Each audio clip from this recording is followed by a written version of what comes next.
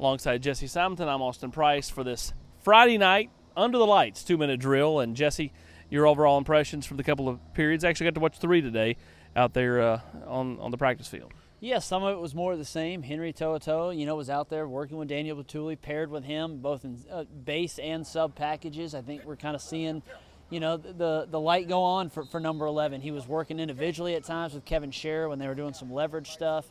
But I think, Tennessee's getting him ready. And I think the fact that Will Ignat, who was not at practice yesterday, we saw him left ankle heavily taped, did not do any working, was only with the side with Fitzgerald.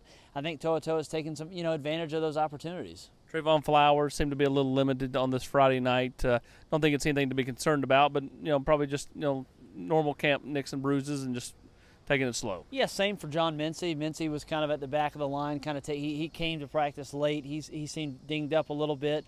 But a guy like Greg Emerson, I think he's kind of taken advantage of no Emmett Gooden. Tennessee needs that kind of, big body in the middle. Is a guy like Elijah Simmons ready, or has Greg, kind of come on a little bit? I thought it was also notable that, Jerome Carvin, was at left guard today with the first group. K'Ron Calvert's been there almost the entirety of camp. Jeremy Pruitt's kind of openly challenged him, consistency. He was working with the second team today, so Carvin got, a day's worth of practices with Wanye Morris and Marcus Tatum and those guys. The guy who's been routinely running that second team right tackle when we've been out there has been Darnell Wright.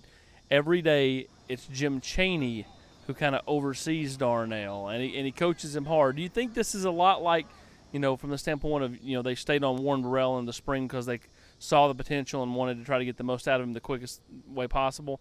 You think that's kind of this way with Darnell? I do. I mean, and Pruitt was very hands-on today with Warren Burrell to your point. But it was notable that Chaney didn't even pay attention to routes on air at all today. He watched the entire 2 periods of the offensive line. I'll tease a story I have coming out on Sunday. One of the biggest questions, for me is how long can Marcus Tatum hold off Darnell Wright? Because Tatum is the consummate teammate. He clearly has put in the work to add all this weight. How does he move with it? Has he really retained the athleticism that he says he has? Because when you watch Darnell out there, he's going to make some mistakes, but he's as physically gifted as any offensive lineman they have on the roster, including Trey Smith. That's it for this Friday night edition of the 2-minute drill. Complete coverage throughout the weekend. We'll be chatting on the general's quarters as well, so ask those questions. And everybody enjoy their weekend. It's one of the last few weekends before college football gets here. Take your wife out on a date night.